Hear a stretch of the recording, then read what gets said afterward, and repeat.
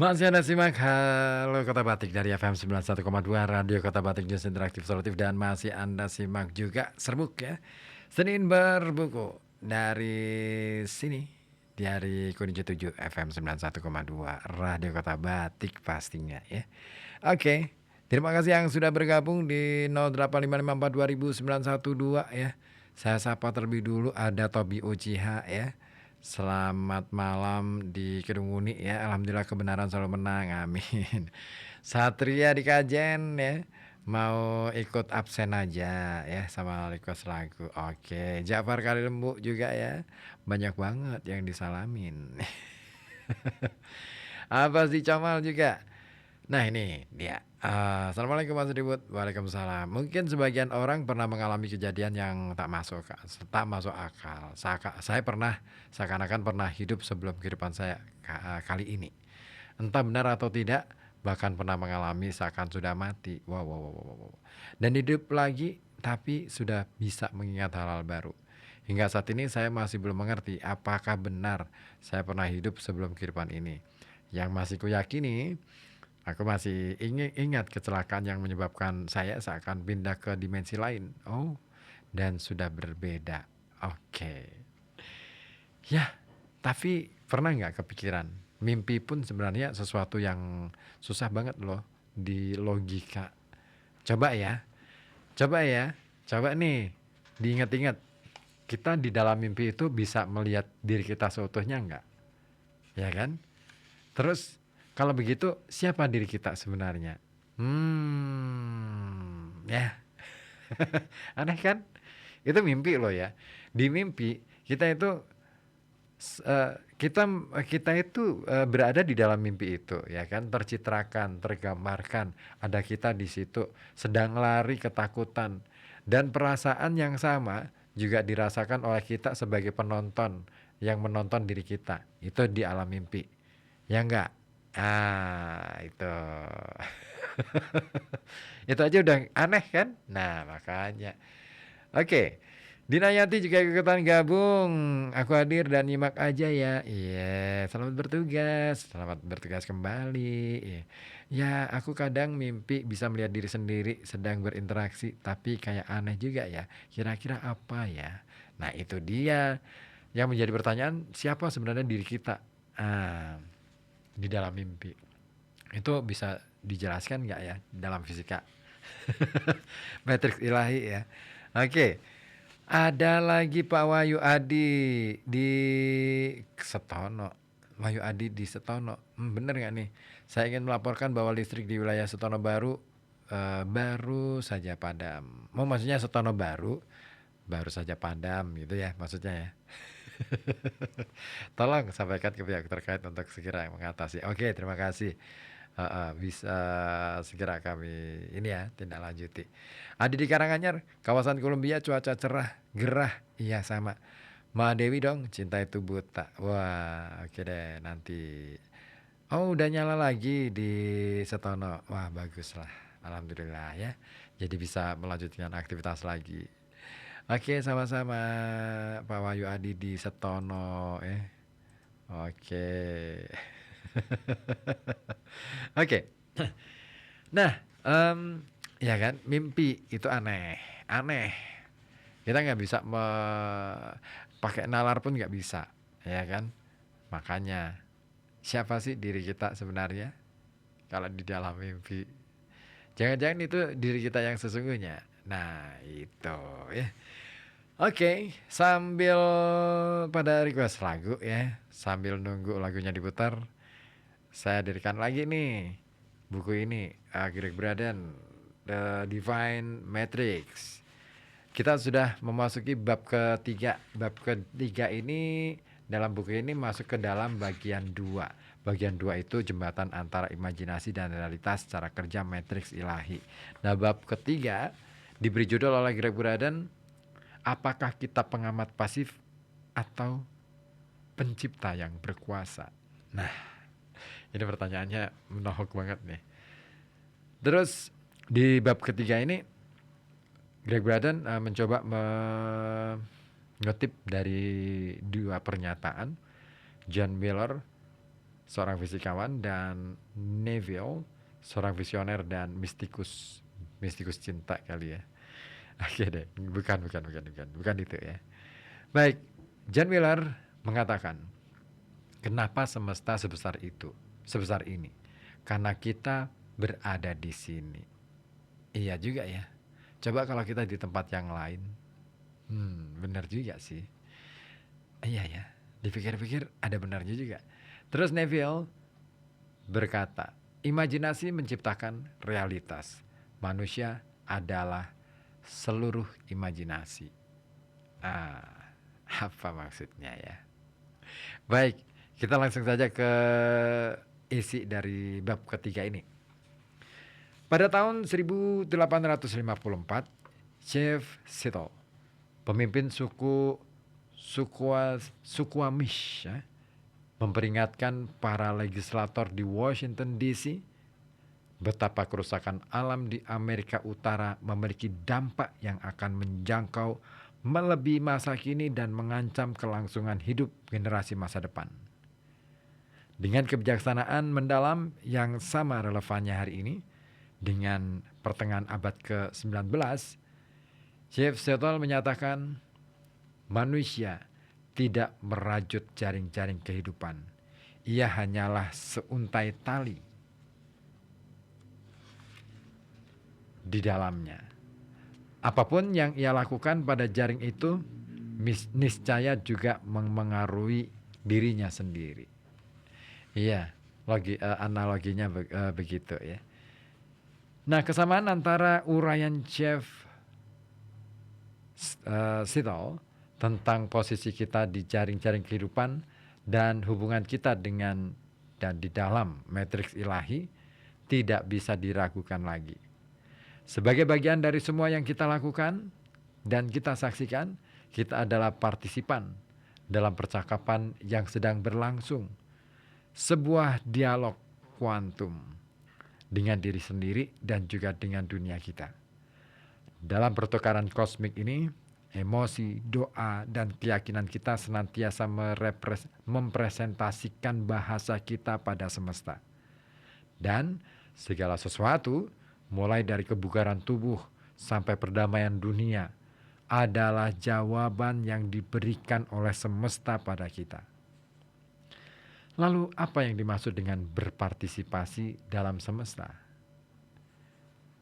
Sebagaimana telah disebutkan di bab sebelumnya, fisikawan John Wheeler berpendapat bahwa kita tidak hanya memainkan sebuah peran di dalam semesta partisipatoris, melainkan juga mengisi peran utama. Kata kunci dari pernyataan Wheeler adalah partisipatoris. Dalam semesta semacam ini, Anda dan juga saya merupakan bagian dari persamaan. Kita sama-sama menjadi pemicu atas kejadian-kejadian di dalam hidup kita, sekaligus mengalami apa yang kita ciptakan, dan kedua hal ini terjadi secara bersamaan.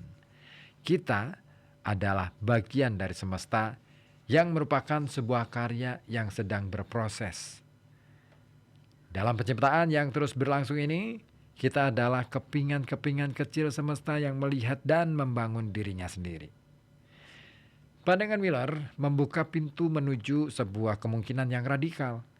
Jika kesadaran mampu menciptakan, berarti alam semesta sendiri adalah hasil dari kesadaran. Meskipun pandangan Wheeler diajukan belakangan di abad ke-20, sulit bagi kita untuk tidak memikirkan kembali pernyataan Max Planck pada tahun 1944 bahwa segala sesuatu eksis karena pikiran cerdas atau intelligence mind yang ia sebut sebagai matriks semua materi. Pertanyaan yang mendesak untuk ditelisik di sini sederhana saja. Apa itu pikiran? Nah,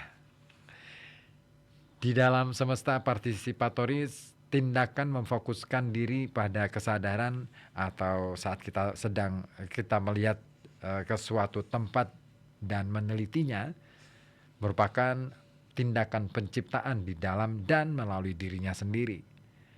Kitalah yang mengobservasi dan mempelajari dunia kita.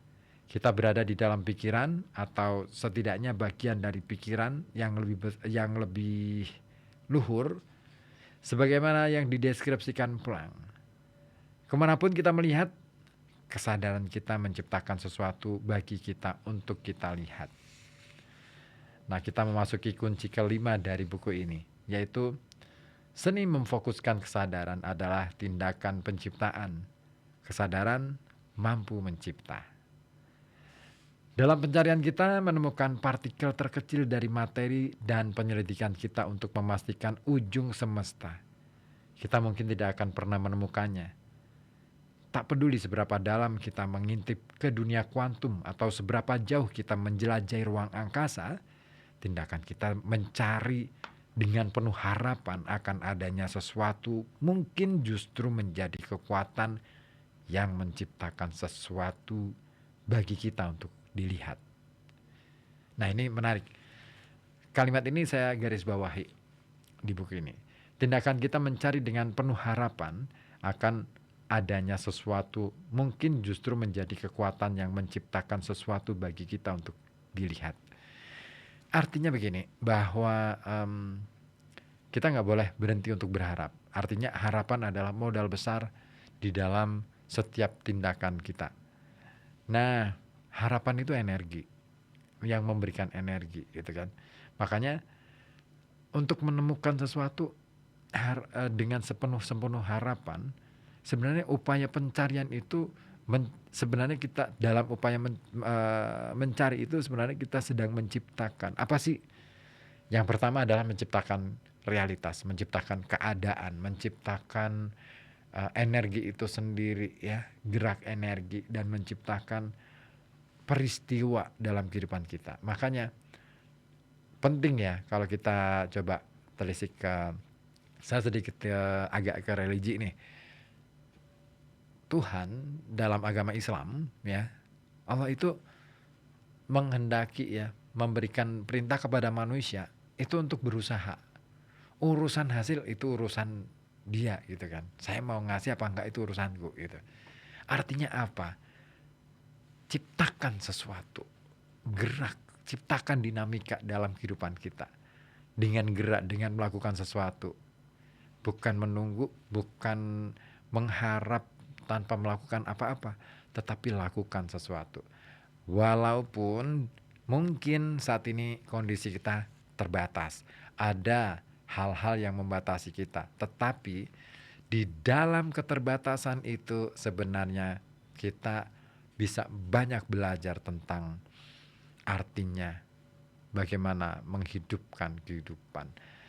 Saya salut ya dengan cerita-cerita yang disampaikan oleh kawan-kawan kita ya. Ada beberapa waktu lalu Mbak Aulia dan Mas Syafiq, terus kemudian pernah juga siapa lagi, Mbak Lucy juga bercerita, Mbak Vita juga bercerita.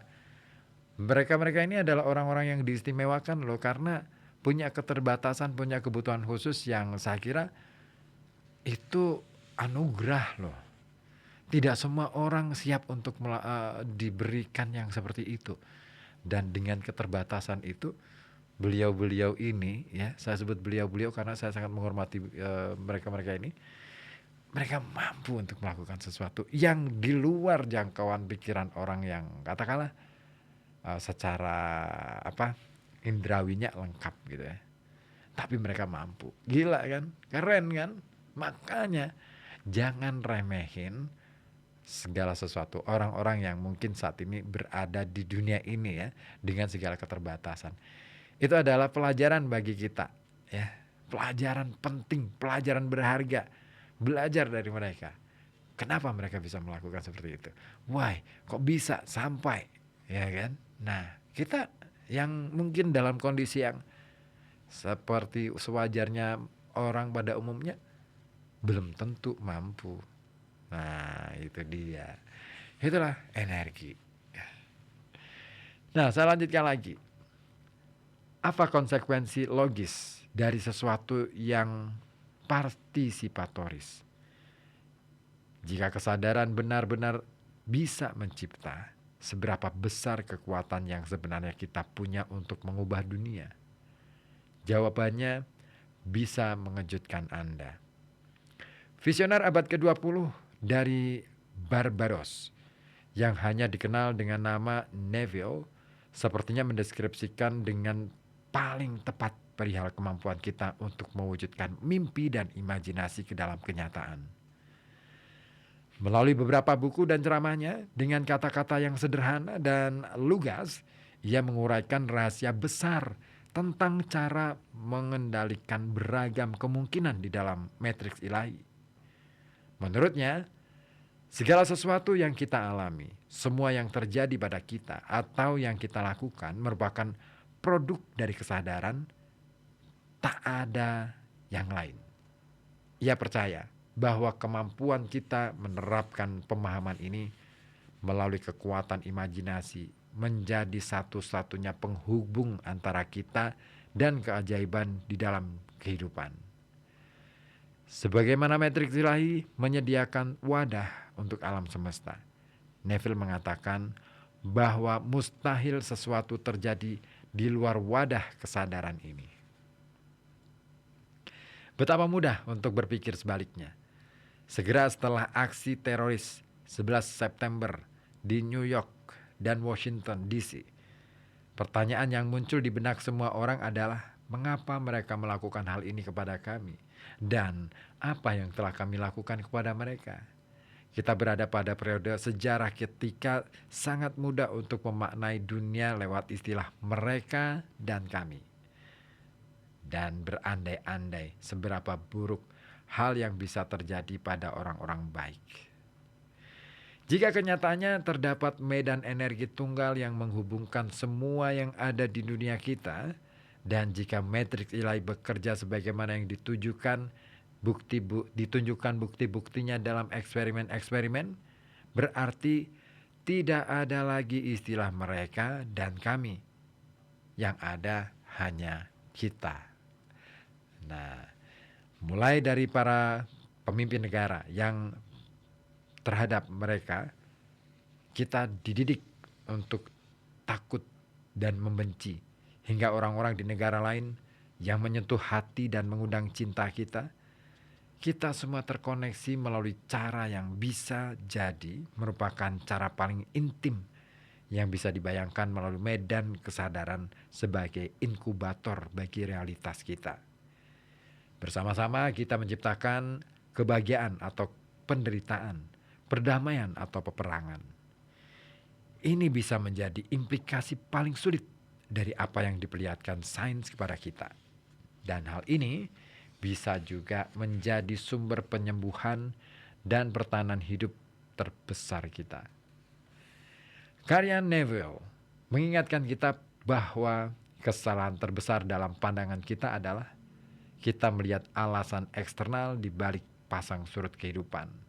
Meskipun tentu ada sebab akibat yang bisa memicu kejadian di setiap hari, semua seakan bermula dari waktu dan tempat yang tampak benar-benar tidak terhubung atau berhubungan dengan momen saat ini.